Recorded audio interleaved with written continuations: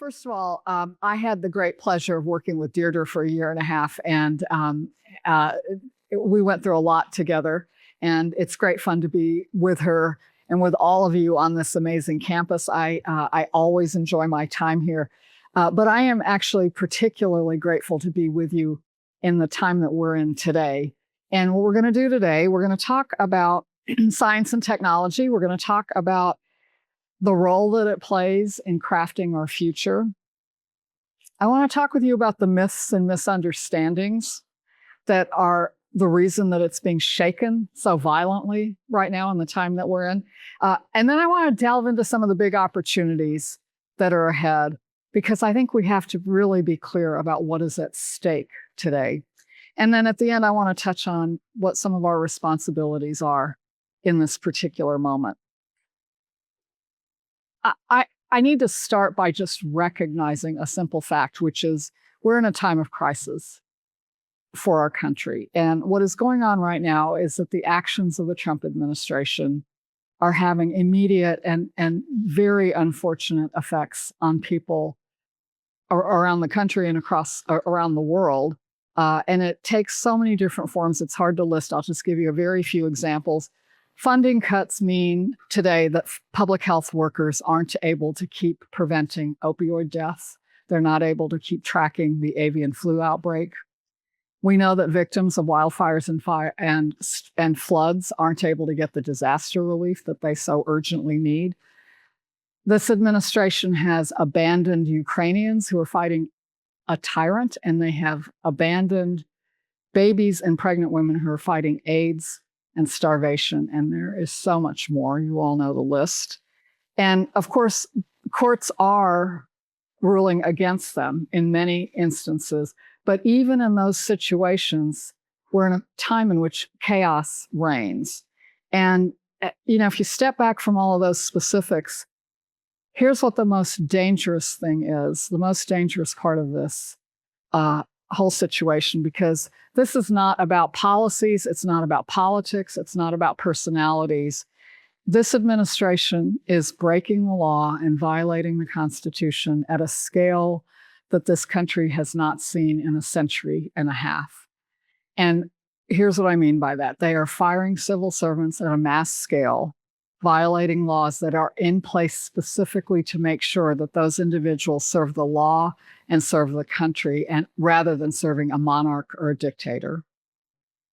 This administration, which of course is the executive branch of government, is stopping funding. They're tearing down agencies that are authorized and appropriated by Congress, the legislative branch, which is the only branch that has the authority to take those actions. They're defying direct court orders. They're attacking judges. They are arresting and detaining people without bringing charges.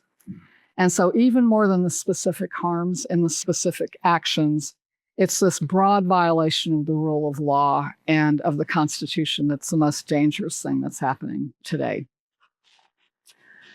So in that broader context, what we see happening specifically in science and technology, this administration has frozen funding and fired staff at R&D agencies.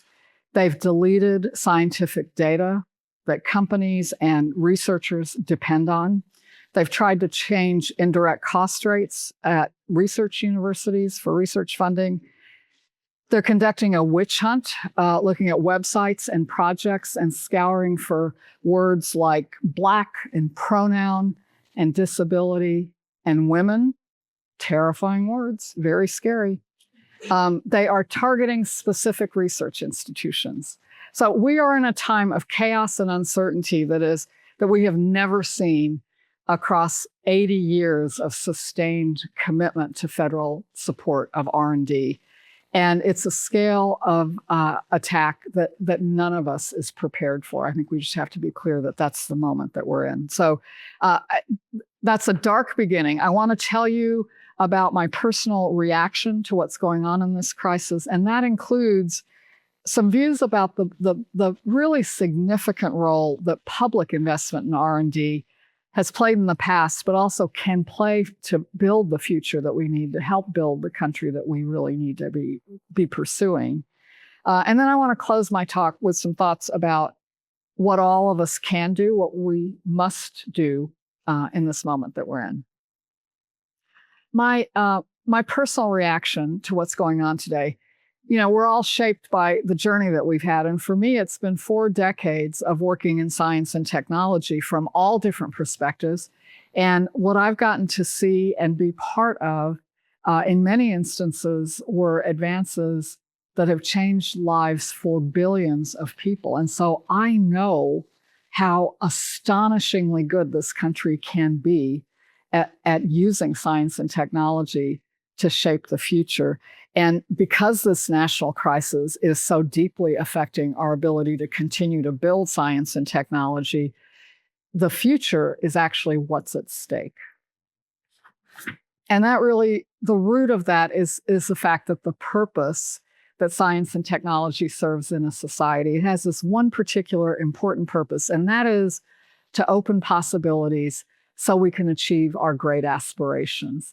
And with all the chaos that's going on, all the destruction that's going on, what has not changed is how great America's aspirations are today. They are as great as they have ever been. Because think about what it is we have to do. What we're striving for still is health and opportunity for everyone, not just for a few. We're striving to maintain national security and global stability.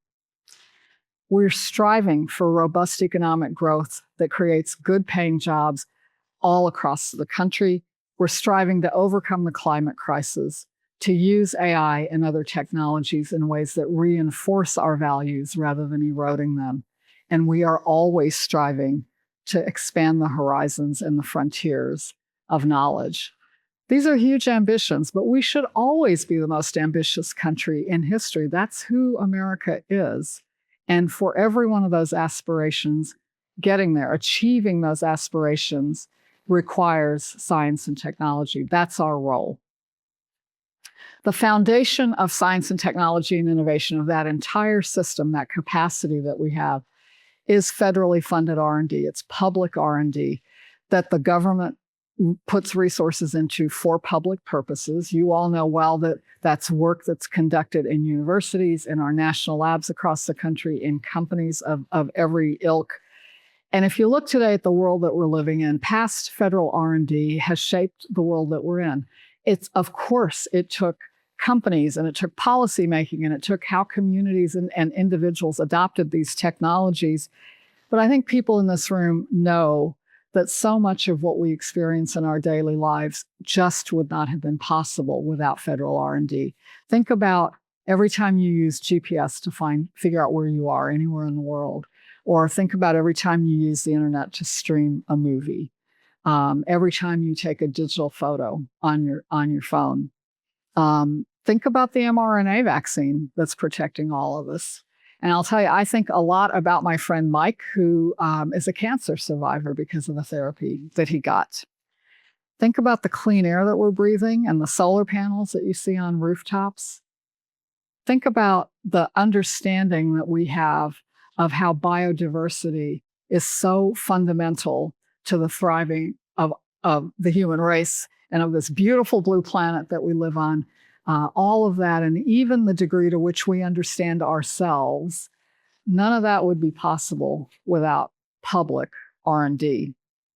So that's a very proud history, but it can't be static. And as the world has changed, we've all understood that federal R&D needs to change as well. And in my now many tours in public service, a total of 3 fairly lengthy tours in public service, my colleagues and I did the work. We rolled up our sleeves and we did the work that continued to make the federal R&D enterprise more and more effective for our times.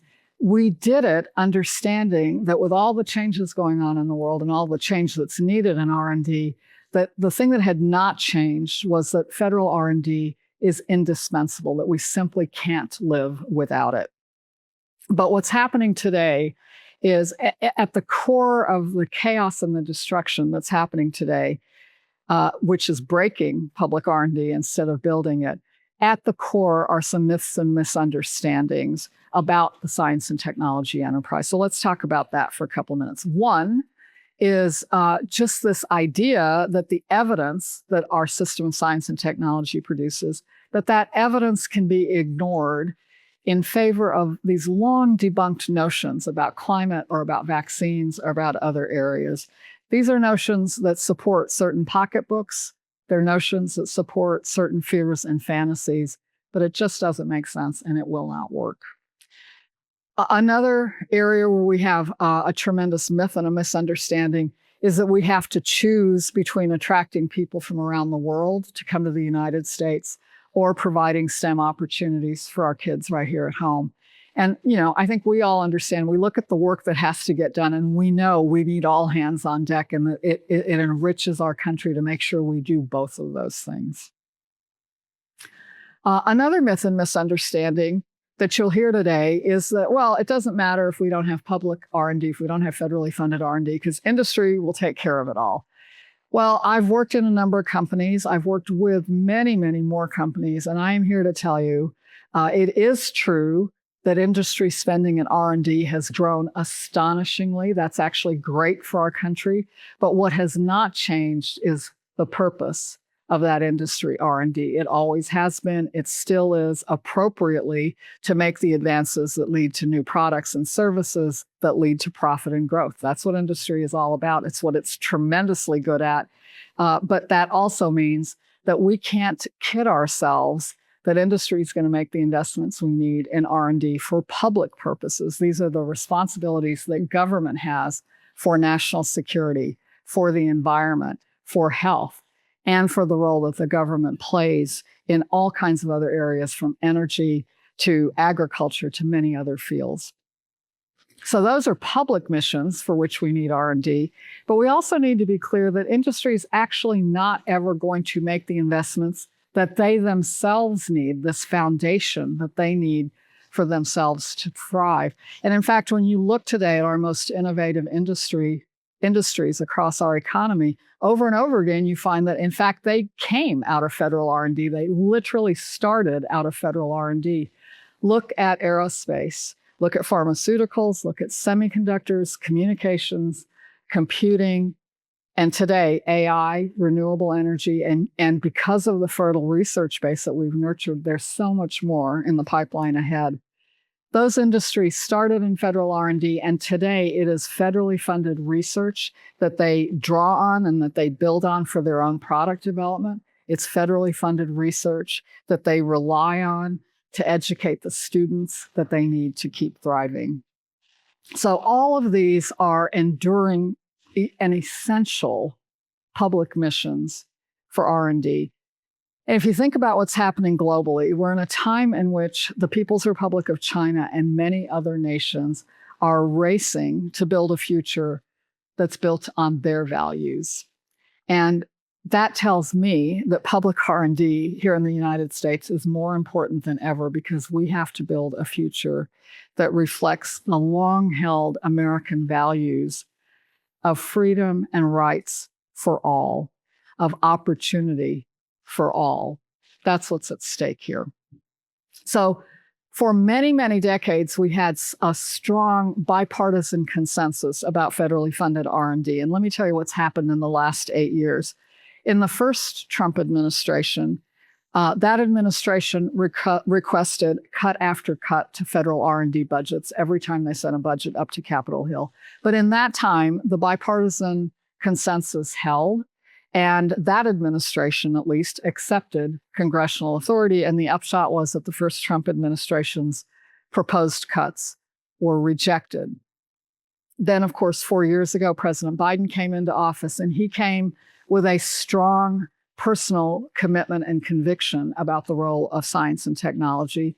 And in his budgets, he proposed and won very substantial additions to federal R&D. And here's what we did. We put that funding to work, number one, to strengthen the tremendous asset that we already have, which is phenomenal, world-leading basic research across virtually every field. That meant strengthening NSF. It meant strengthening NIH and other research agencies. And then building on top of that traditional foundation, we also started new efforts to boost the impact that comes out of that basic research. That included the president starting a new ARPA, a new Advanced Research Projects Agency for Health. It included the first new directorate in decades at the National Science Foundation, a directorate for technology, innovation, and partnerships. That was about more impact. We also opened more and more opportunities for people across the country and with different backgrounds to participate in the R&D process and then to benefit from what came out of it. That was inside the United States. And then around the world, we re-engaged, we expanded our relationships with our allies and our partners, countries around the world, where we have shared goals that we need science and technology for, and we strengthened our alliances to be able to do that. So that was how we made federal R&D more and more effective for the times that we're in now. That's how we made it better at reaching for our great aspirations. And of course, everything I just told you is also a list of what is now at risk today. I want to tell you about one more myth and misunderstanding, and this is an important one, and this is the myth and the misunderstanding about government. It's the idea that the government can't do anything, that the government won't do anything, that the government shouldn't do anything. And I want to counter that dangerous myth by showing you some of the examples of what we did accomplish in the time that we were back in Washington. Because the fact of the matter is that, first of all, the government does accomplish things. And secondly, that there are things we need to do that only government can do. We simply aren't going to get where we need to go without that happening. So to tell you some of those stories, what I want to do is to share with you some glimpses of possible futures. I want to show you in 3 different areas what different futures could look like. We're going to talk about health. We're going to talk about climate and our natural world. And we're going to talk about artificial intelligence. And in each of these areas, what I want to do is I'll show you a postcard from a dark future, and then I'll show you a postcard from a bright future. And then I want to give you a little bit of a sense of the work that we did from government, working with universities, with companies, with civil society. But it was work we did from government. And I want to talk about this again because it shows what's possible. And I think it also shows today what's at stake for our future. Okay, so let's start with this first postcard from the future. This is about health. And this is a postcard from a pretty dark future because this is a kid who grows up eating poorly. He's drinking water that has contaminants in it. Physical activity really isn't part of his life. And his friendships are drying up as he falls deeper and deeper into his online world. Around him, he sees relatives who are dying early from diabetes, from cancer, from heart disease. And tragically, unfortunately, that is already the reality for too many kids in America today. In this particular future, it actually gets worse because in this future, we also have come to a point where vaccination rates have dropped below herd immunity. And when you put all of that together, this kid grows up thinking of his life. He thinks of his life as possibly running maybe into his 50s. Think about that. He grows up thinking that's as far as he's going to go in his life. He's going to die in his 50s. So here we are today. Today, 36 countries have longer life expectancy than the United States. That is unacceptable here in the richest country in the world. In this dark future, we slip even further behind. Okay, so what's a different future? So a different future in terms of health might look like this. It's a future where kids are running and exploring and playing in nature. They've got thriving friendships. They've got rich relationships in their families. They're able to eat a whole variety of healthy foods. They can drink clean water. They can breathe clean air. They're getting regular checkups. This is a future in which we still have infectious disease outbreaks, but no outbreak ever becomes a pandemic. That's actually going to be possible in this future. So this is a future where people are able to take care of themselves. And as a consequence of that, they can get on with their lives and they can take robust health for granted. Now, even before the problems that we're talking about in this current period of time that we're in, even before all this chaos happened, this vision really seemed out of reach. It seemed overwhelming. It just seemed impossible because it's so complicated to get there. But I want to tell you about the work that we did on the Biden Cancer Moonshot, because I think it really shows how much is possible when you set a big, important goal. The Cancer Moonshot was an initiative launched by President Biden and by First Lady Dr. Jill Biden. They launched it knowing that cancer was personal for everyone in America, just as it was for them. They lost a son to cancer in his, I think it was his 40s. I think it really does resonate with everyone. I don't know anyone who hasn't lost someone who they care about, lost him to cancer.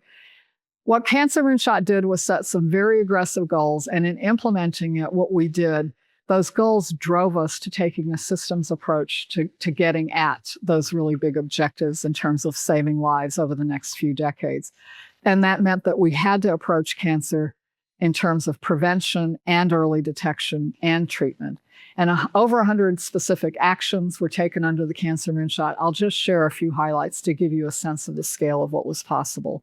For prevention, we made the investments to get rid of lead pipes. The Environmental Protection Agency established a national drinking water standard that would eliminate PFAS in drinking water for over 100 million Americans. These are these forever chemicals. We pursued actions to decrease smoking, which is still the largest preventable cause of death, including cancer deaths. 30% of cancer deaths are related to smoking. That work included FDA taking the first steps to decrease nicotine levels to minimally or non-addictive levels in cigarette products. All of that was about putting the fruits of prior research to work, but at the same time, we were doing fresh research. For example, clinical trials to make it possible to test for cervical cancer, preventive measures for cervical cancer in your home. Really a game changer if we could make that happen. That was prevention. For early detection, we made a host of investments to expand screenings for people who don't have primary care or don't have insurance. We were getting veterans who had been exposed to toxins screened so that they could get a jump start on any problem that was developing. And at the same time, we were testing and validating brand new ways to make it easier and easier to catch cancer early, including blood tests and even saliva tests. So that was prevention and early detection. Treatment and care, we made some huge progress here too. And a lot of it was the work that President Biden did to lower healthcare costs and to get the largest number of Americans insured that we have ever had in history. Because when people's costs come down and when they have insurance, it means more and more people can get access to the screenings and the medicines and the treatments that have come forth from research. That we finally are reaching the populations that really need it. We were able to expand access to cancer navigation services to more than 150 million Americans. That means for those people, if they get cancer, they now have access to the kind of counseling that helps them figure out how to deal with this nightmare that is happening in their lives. And we know that that leads to better outcomes. So again, those were practical measures that were reaching people now. And at the same time, we were making the investments for research to continue to move the ball forward, the next generation investments. That included expanding clinical trials to make sure that they included people of all backgrounds. It included expanding funding for the National Cancer Institute. And as I mentioned before, it meant launching a new ARPA for Health that President Biden launched. So if all of that is allowed to play out, it is literally millions of lives saved over the coming years and decades. But of course, again, too much of this progress is being rolled back today. Despite that, I think it's so important to recognize that Cancer Moonshot showed what was possible on a seemingly intractable problem of cancer progress, but then more broadly for health outcomes overall.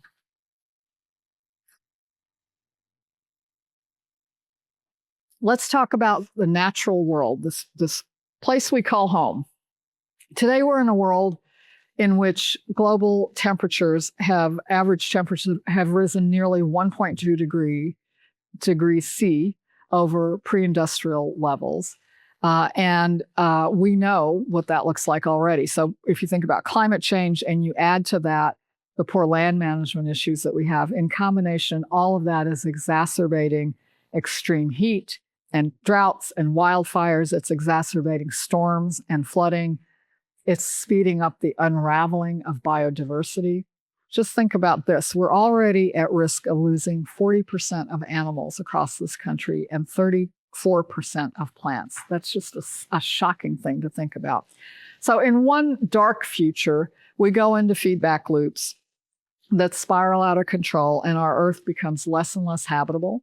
And over time, we go headlong into a sixth mass extinction, and we lose the biodiversity that all of human life depends on. So this is a very grim future, and I think we all understand that even with action, a lot of these changes are going to continue to happen. But it's actually in our hands how severely the climate changes and how healthy our ecosystems can be. And so in a better future, we decarbonize, we achieve net zero emissions quickly enough in order to avoid the most dangerous tipping points. We take action to protect every community, and we renew our relationship with nature. We draw on nature's gifts to feed ourselves in ways that are sustainable and to help manage the impact of climate change. And we hit the brakes on biodiversity loss. So in the course of their administration, President Biden and Vice President Harris took the most significant actions anyone anywhere in the world has ever taken on exactly these issues to start putting us on the right track. That's everything from the work on clean energy to resilience for communities across the country to conservation. And all of those actions built on prior R&D, and what they showed is that we actually can make change at a scale that the climate notices, a scale that is large enough that the Earth notices. That's a huge deal. I used to feel hopeless about the idea that we could make change fast enough and big enough to make an impact, but I think we have shown that that is possible. And at the same time that all of that deployment was going on, the R&D community also was ramping up to change what's possible for the many challenges that are still ahead. So that meant R&D that we were able to boost for decarbonization, and that's about massively scaling and deploying the technologies out beyond renewables and EVs, which are already scaling today. We're talking about the R&D behind advanced grids, battery storage, behind nuclear and fusion energy, advanced geothermal energy, and also all the technologies it's going to take to decarbonize industrial processes. That's decarbonization. We also charted a course to have a fundamentally different and a renewed relationship with nature. And that was really about incorporating its benefits into our planning and into how we measure the GDP and our economic enterprise, and doing that work on the scale of the entire planet, from the Arctic regions to the vast ocean. Really, really quite an amazing undertaking. And when I looked at this work that we were doing on climate and nature, it was anchored in an understanding that all of these topics were integral to our security. They were integral to our economy and our health and to equity. And so what that meant is that as companies were taking action and building out factories, they were creating good new jobs. As we were doing this work, we were mitigating health risks. We were getting the help that the most vulnerable communities needed. They were finally getting the kind of help that they needed. We were safer and stronger as a country as we did this work. And all of that is what this current administration, of course, is walking away from when it withdraws from the Paris Agreement and when it favors fossil fuel sources and when it defies Congress to block awards under the Inflation Reduction Act and the Bipartisan Infrastructure Law. Let me turn to artificial intelligence. There's a future with AI in which we make everything very efficient, but in the process of doing that, this future grows very dark, because what that means is that we have discrimination and bias in housing and lending, in criminal justice, and in healthcare. But now we're implementing that discrimination at a massive scale. In this dark future, every worker's every move and every click is surveilled. Mis and disinformation and deepfakes are so rampant that reality is distorted, and fraud is so rampant that trust is destroyed. And in this very dark future, there's no privacy, which means no protection from the prying eyes of a neighbor or of a corporation or of a rogue government. And, this is the future of unfettered tech, and it's the future that Doge sees for us. The flip side of this is as a very different future for AI. If we can get AI right, huge task, but if we can get AI right, not only can we gain great efficiency while maintaining our core values, AI can help us embrace and work through the complexity that's deep in every important domain. And I am not talking about AI as a magic bullet that just makes big problems go away, or that you can, completely guarantee is going to avoid all dangerous possibilities. What I'm talking about is AI that helps us see our challenges clearly and allows us to navigate to the future that we really want. And that is the work that we had the great privilege of participating in during the Biden-Harris administration, where we did a great deal to get us on the right track. AI was already in our lives in so many ways. When generative AI came along with chatbots and image generators and seized the public imagination, President Biden and Vice President Harris used that moment to say, we know powerful technologies throughout history have been used for good and for ill. That's what's going to happen with AI. And our job, not our job at the White House, our job as all of us together, our job is to manage AI's risks so that we can seize its benefits, and keeping risks and benefits in frame at all times. We did a lot of good work. A lot of the initial focus was very specifically about how do we apply existing laws to manage AI's risks. And a lot of those actions have now translated into practical new realities in people's lives in ways that I think are myriad and very meaningful. Let me just give you a couple of examples. Today, if you go to a bank and you ask for a mortgage or a loan, almost always that application is evaluated by an AI system. And today you are owed an explanation for the answer so you can do something about it. Today, if you go to see a doctor or go to the emergency room, they can use an AI system to help diagnose or determine your treatment, but only after they have determined that they are not using an AI system that has distilled all the discrimination of the past in a way that can harm you, in an important protection. And the FTC has ruled that it's illegal to use AI to impersonate a bank or a business or government agency to defraud you. So these are basic protections, but they are starting to change the interaction that people have every day with AI. In addition to all of that, we made a very important start on making AI safe and trustworthy and far more effective with an AI Safety Institute that focused on developing tests and standards and norms. And we started boosting the deep fundamental research base that AI will need to continue to make progress. At the same time, we also started exploring what it's going to take to use AI to reach for the stars. How do we do really big things that change people's lives with AI? Because a lot of what the market is pursuing today is business productivity. If it's done right, we want that, absolutely. But it's not where the revolutions are going to come from, and those are going to take a lot more. So we dug into what AI can do to supercharge the country's work and the things that change people's lives. And I'm talking about the ability to use AI to create new drugs for seemingly intractable diseases, but do that in months rather than decades.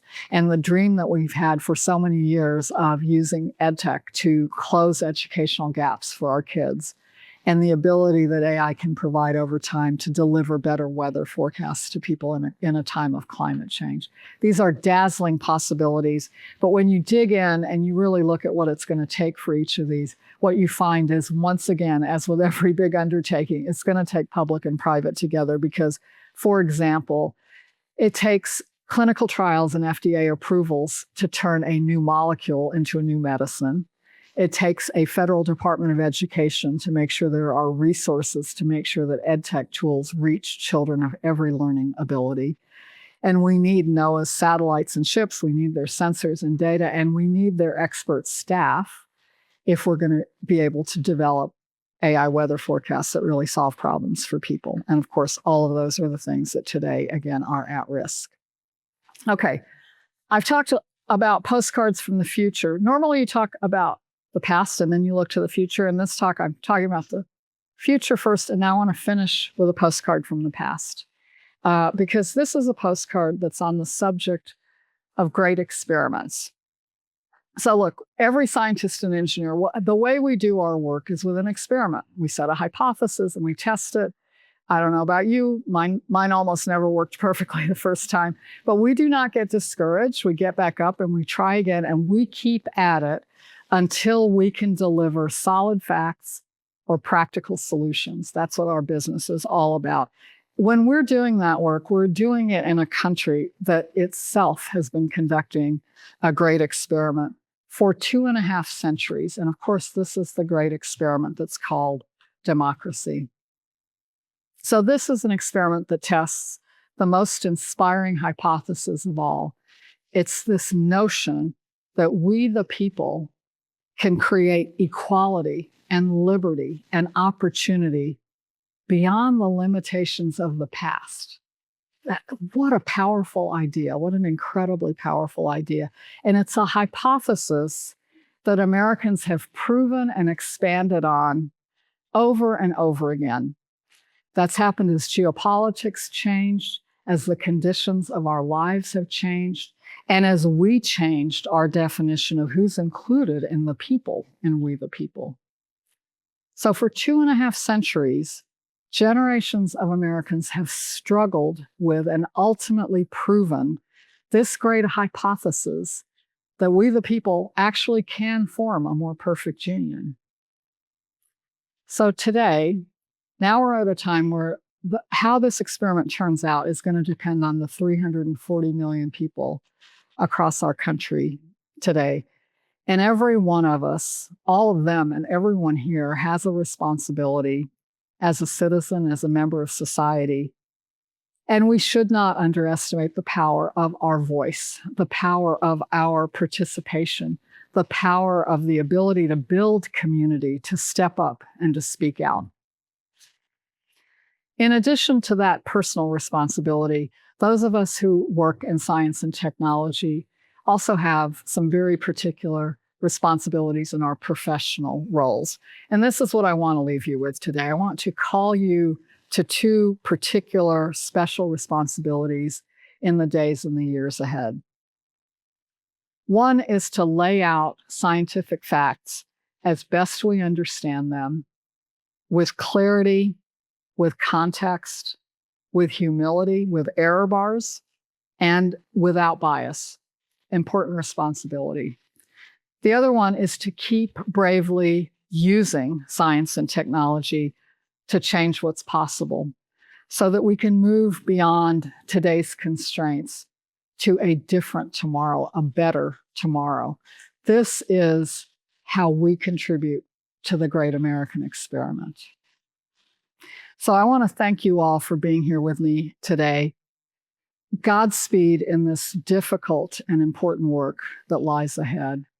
And please know that the future is counting on all of you. Thanks so much for being here.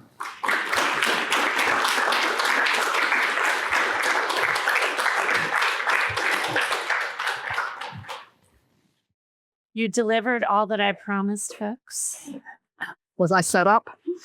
Well, I told them that I thought you were the woman to meet this moment with us. We're going to open this up for questions. I get to, I think, lob the first question. And Arati closed with this call to action, not just as individuals, as citizens, but also as researchers and scientists.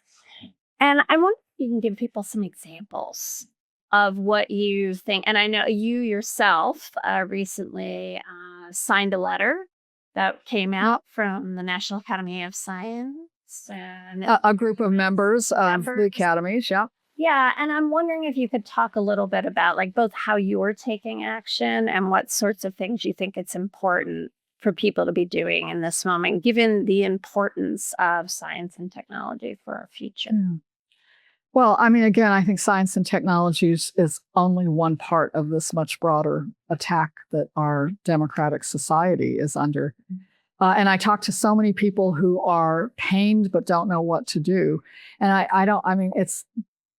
there's no magic here, but it's the things that throughout history are the ways that people have participated and stood up. So, the things I think about are keep track of what's going on and read different sources and get different perspectives, but be educated about what's going on and form your opinions. The obvious one is call your member of Congress, call your senators.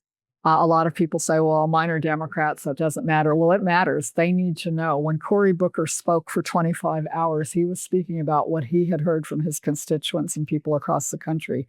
So make sure that your representatives are hearing from you. We are all members of professional societies and organizations of all kinds. And I find all of them are struggling with what to do in this moment.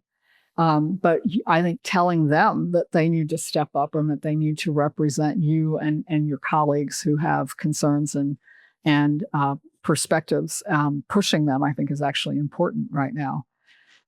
There are places you can donate to. If there are people who are doing the work that you think is really important and you're able to, those are places that you can support financially. I think, with Congress not able to do much, given that it's controlled by the Republicans who aren't doing very much at all about this, the courts are very important. And so I think it's so important that the fundamental functioning of the Constitution has to happen, and we're dependent so much on the courts, and that means we're dependent on people who are bringing lawsuits. So I think there are a lot of actions, but it really starts by figuring out what you think really matters and paying attention in this time.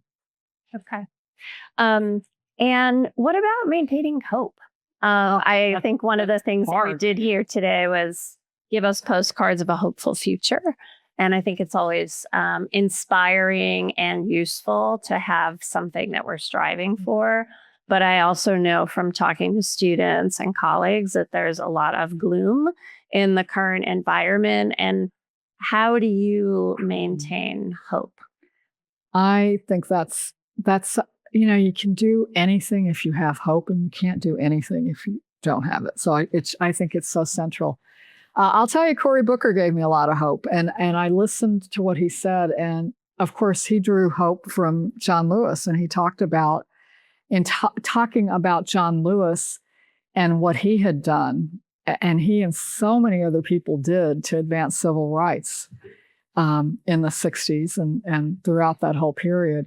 I find that very inspiring, and it helps me to realize that we've been at hard junctures where we faced impossible problems, where people had strongly opposing points of view. We were butting heads as a country, and we came through it. And I think we've all had setbacks in our work professionally, in our lives, and reaching inside and finding the strength to pick up and keep going, I think, is really important. And when you do that, you're also giving hope to other people. So I think it has an amplifying effect. And I think the other important thing to say is when someone is trying to crush the voice of the people, what they want is for you to not hope. And so one of the best ways to fight back is to find that hope, light the spark, and keep going. So I'll do a little addition on the hope. Rebecca Solnit wrote this terrific book called Hope in the Dark, and kind of similar to Cory Booker, looking back and, what can we learn from the civil rights movement, and what sort of power does it give us? I think history in many, many forms, whether it's the history of science and technology, where, we know people labor for years before they actually have the breakthrough or get access to the data or whatever. Like, you never know when the thing that you need is going to be around the corner. And Rebecca Solnit's book about Hope in the Dark is about social change and the ideas that you don't know when to measure, and that the arc of history can be really long and you don't necessarily know where you are in the story.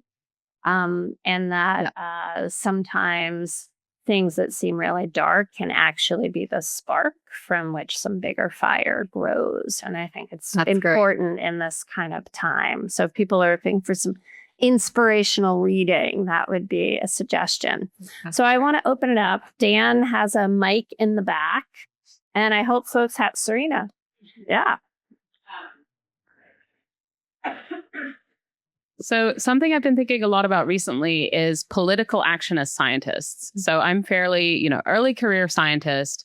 I'm an AI researcher. I've also openly worked as a Democrat. So I feel comfortable kind of taking a progressive stance on AI issues. But I worry about how that affects sort of the impression of polarity in my work. Do you have advice or thoughts about that, maybe especially aimed at early career, but also much more generally? Well, I think this is such an interesting question because we're in a time of such deep polarization that seemingly innocuous things become identified with one extreme or the other. To me, a deeply tragic example is vaccine hesitancy.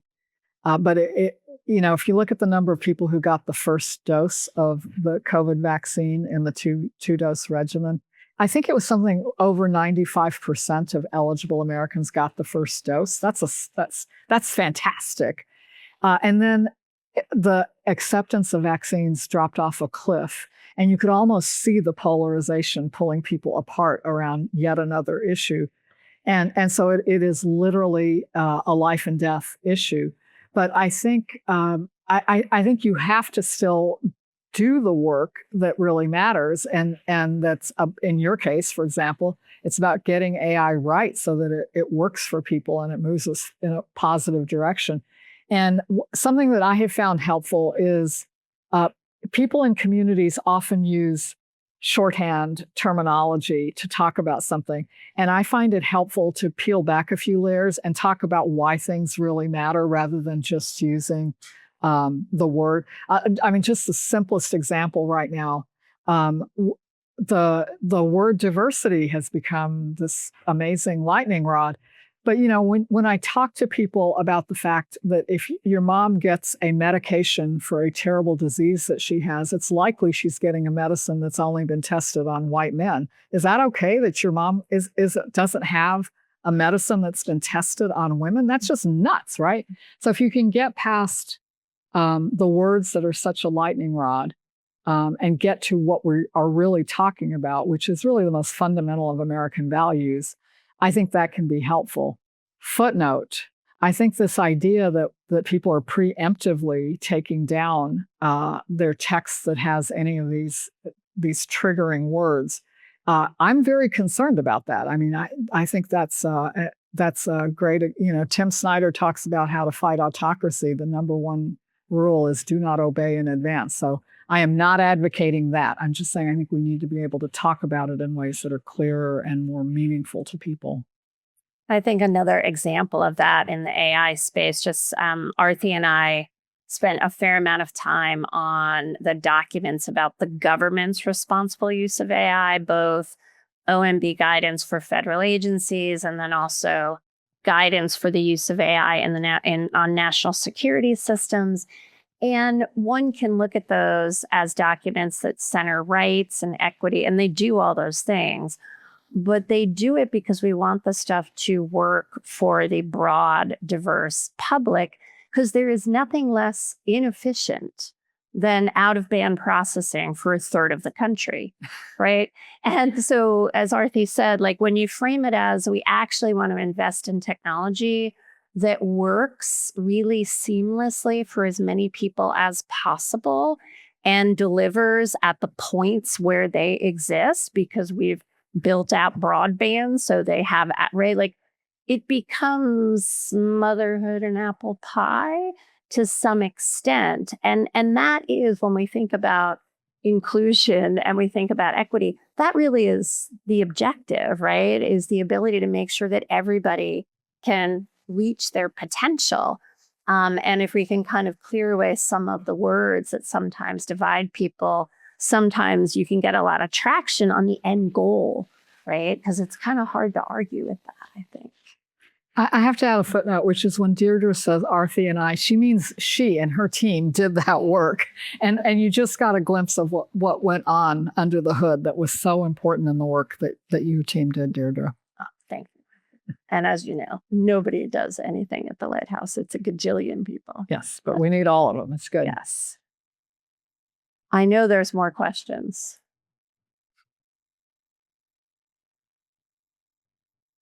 Hi, thank you. I'm from the Computational Precision Health Program that's joint with UCSF and Berkeley, and totally take your point about anticipatory obedience not being desirable. I'm also aware that I have a number of colleagues who came to do the work on a sort of joining clinical and public health excellence, AI, and equity, and now find themselves unsure of how to apply for grants and how to render that because of all those banned words that you mentioned.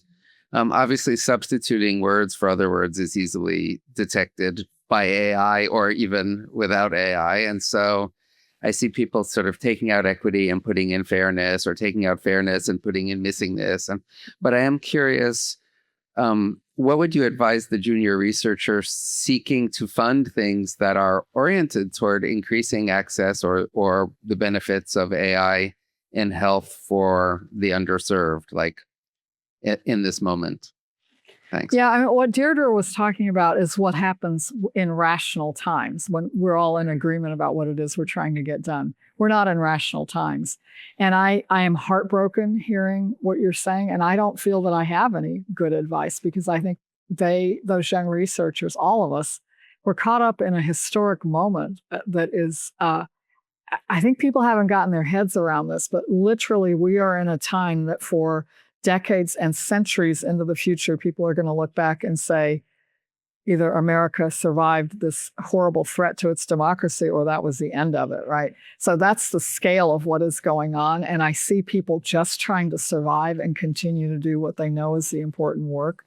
But it's too chaotic and I'm not close enough to it. You all are right smack in the middle of it. So I'm going to offer my tremendous sympathies, but I don't know what to do about that. Do you have brilliant ideas? I do think there are alternative sources of funding, and I do think that there are some people who are looking to step in and step up, who perhaps have been like, oh, the federal government will fund that, and maybe will be more interested in providing funding for such things.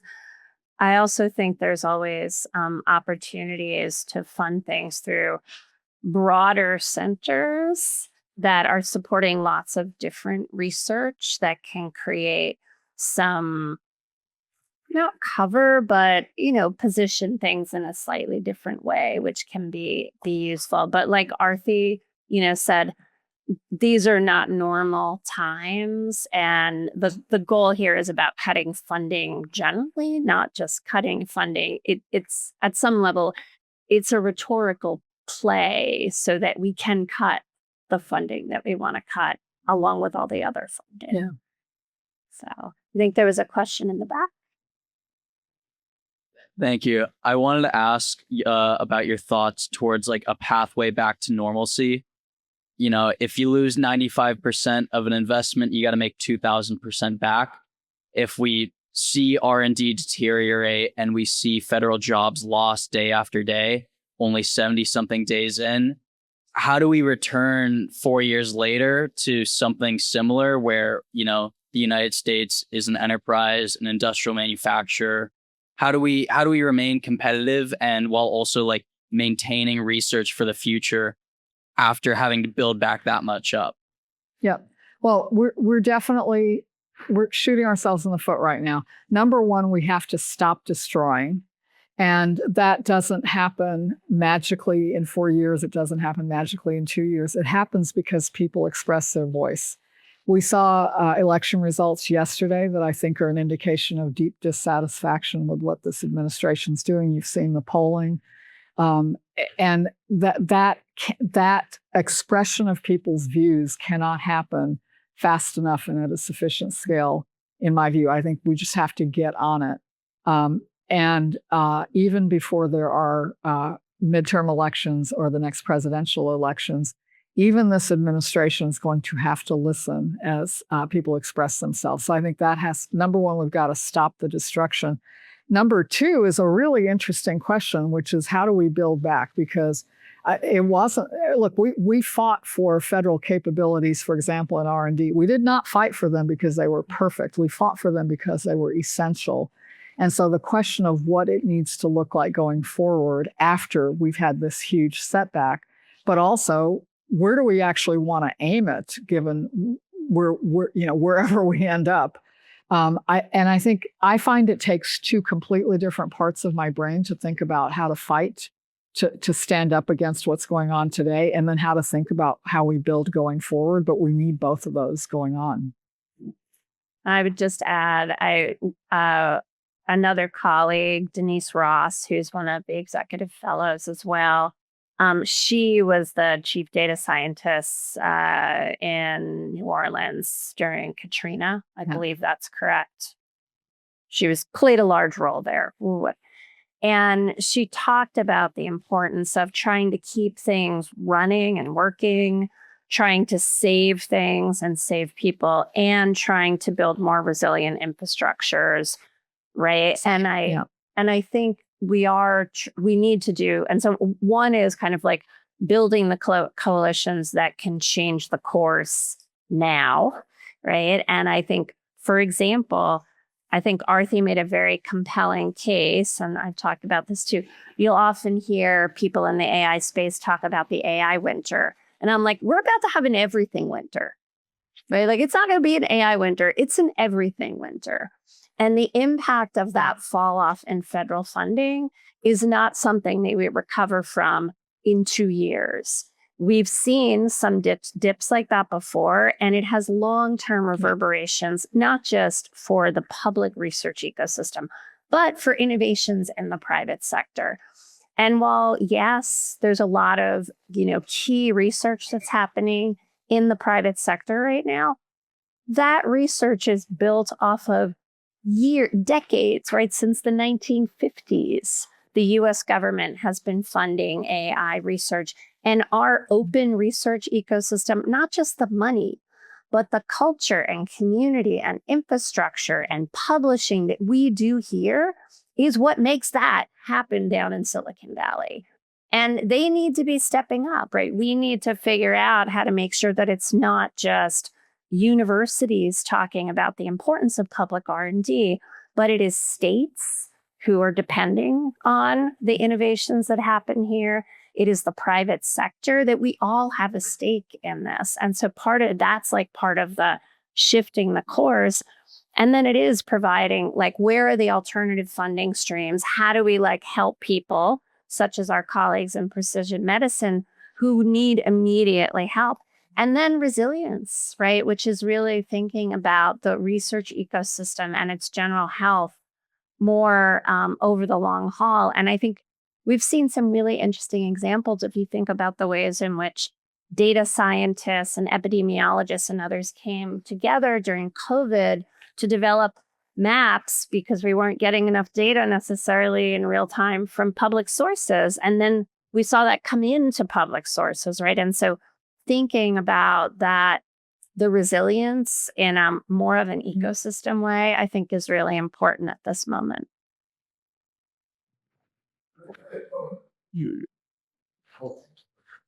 I'm a biographer of Vannevar Bush, the one and only, and am a historian. You might tell people who that is, because we know, but not everybody. The creator of the Endless Frontier Report, and during World War II, he was the organizer of the Manhattan Project, the organizer of all wartime military research.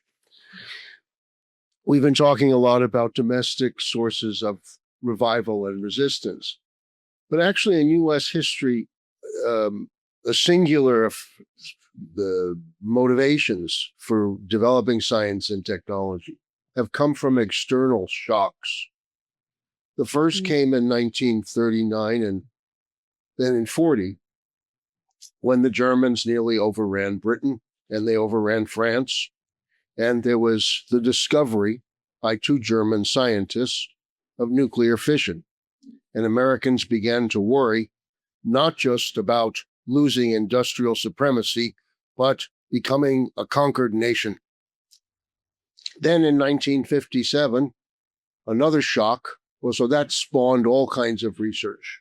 And a lot of the methods, particularly the contract method that Bush invented, the research contract was the single tool that enabled research to flourish, because unlike prior government actions, researchers only had to make an effort. They didn't have to have an outcome. When you hire someone to build a road, that road's supposed to be built, but researchers simply had to try. Then in 57, we had another shock, Sputnik. Every American, no matter how untutored, could see a Soviet satellite or hear a beep.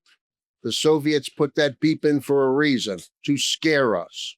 And in the early 60s, I and other students went under our desks because we were told to go under our desks.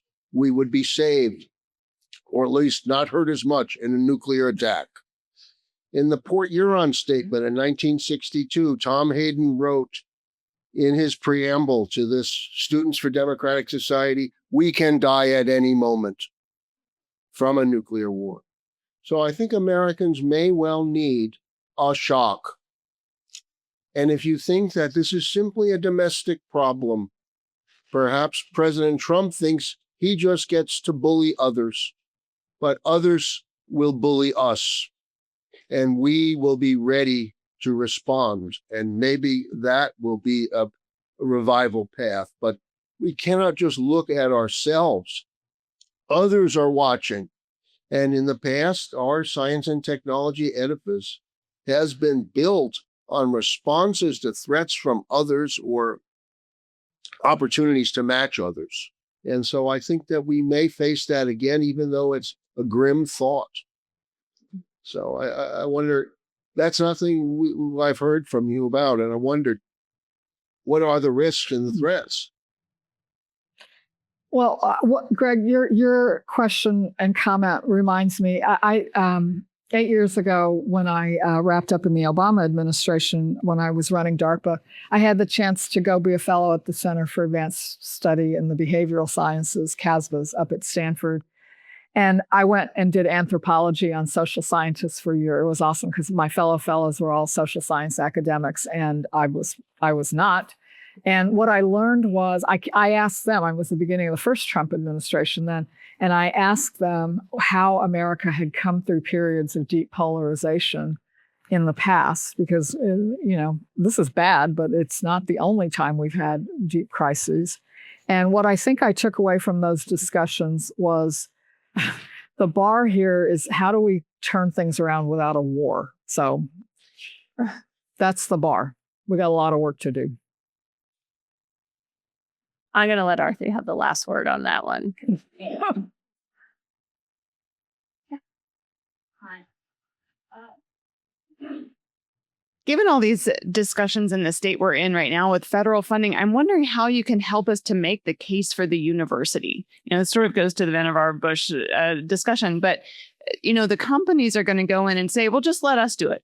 Give us the money. We can train people. We can build the stuff. Why even have universities? You might need community colleges, but why have all these fancy elite universities? So what would you say to help us make the case? I mean, I can come up with some things, but I would love to hear your thoughts about, like, if we're in a case not to our peers, because I think we all, have our own reasons, but if you were going to create a marketing campaign for why have university, like, what would you say is the use of universities at this elite research level? Well, I think the case for universities is broader than the contribution that they make in research. And that's the part that I've paid a lot of attention to, so I don't feel that I have a full answer for you. But I think the form of the answer is the same in all cases, I think it's a different issue to rally and motivate people who live in your community, whether that community is science or the academic community. And that is, rallying people that speak your language is one thing. But if you want to make the case to the people whose funding you seek, and in the society in which you're trying to thrive, then it has to be about what difference you make, the purpose of the work, rather than for its own sake. And I think when I look, for example, at the science activism that started 8 years ago in the first Trump administration, the March on Science and those kinds of things, I think that was actually wonderful for rallying that community. But I don't think, I couldn't discern that it made much of a difference in terms of how people who didn't live in that community perceived the value or trusted science or wanted to support it. And I think I'll stick with the scientific community because I don't think I know universities and all of their dimensions as well. But I think we have a very long tradition of arguing that science is its own, that science for its own sake is something that the public should support. I've had full professors tell me things like, well, my friends think I should just be able to be funded for just doing whatever I want to do. So like, why isn't that just the story? That's not actually what the country is paying the scientific establishment to do. The fact of the matter is that publicly funded research does have enormous contributions to our economy, to our security, to our way of life, our health. But that has to be what we focus on. It can't be, science is good and you should fund me, or universities are good and you should support me. So I think you just have to, we have to get past that. I also want to say for companies, companies aren't monolithic, and I think they're companies. There are certainly a lot of people who in Silicon Valley believe that everything should just, stop having the government do anything. The tech sector will just do it. I think that is a nightmare, as we are seeing with Doge right now, breaking the law, violating privacy. It's just, the destruction is unbelievable. And the inefficiency of firing critical people and then having to hire them back. I think it's just a disaster what's going on. So I think there's that camp. There are manufacturing companies that, will say, yes, community colleges. They've spent a lot of time not training people because people don't have 30-year careers anymore. So I'm not sure companies are going to take up the mantle of training people again. That's a huge cost. The main thing, though, that's going on is I think many people who are investors or in companies are looking for less regulation and more tax breaks. And those things are counter to supporting more funding, including for R&D. So, that's just the most basic part of it. So I think others have to speak up, but I also am concerned that they won't because their priorities are elsewhere. We have been having a conversation in the Public Interest Technology University Network about things like the importance of the ag extension model, right? Which actually showed the ways in which the fruits of research actually could deliver benefits to local communities. Obviously, there are some abject failures out there too in terms of tech transfer, but that connection between the communities that we are situated in and serve, if we are not showing the ways in which our work is meaningful to them, we don't necessarily have a constituency that's ready to stand up for us. And I think, as Arati said, it's certainly about science and technology and our research, but for us, it's also about the social mobility that the UC system has offered for many, many, many people in the state of California and elsewhere. And I think being able to tell our story is really important, but I don't think that we always are doing that storytelling the way we need to. But last question.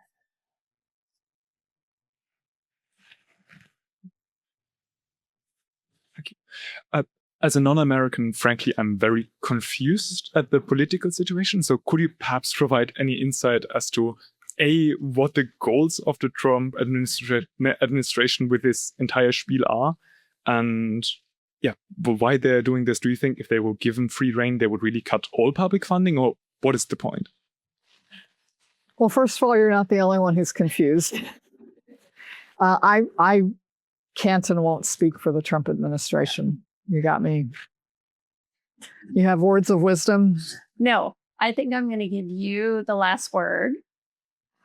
Well, listen, we've spent a lot of time talking about the problems, and I want to keep reminding myself and reminding all of us that the reason we're worried about the crisis that we're in, the reason we have to get this thing turned around, the potential that's out ahead, the work that we need to do, but the future we could build is too important to sacrifice to the problems that we've had today. And I want to thank all of you for the focus and the attention that you put on this. And thanks for the work you're doing here at Berkeley, but also I look around at all the people in this room, and I know they're going to be doing it out into the future, some of them for many, many decades. So we're counting on you, and thank you for that. Thanks for having me. Thank you so much.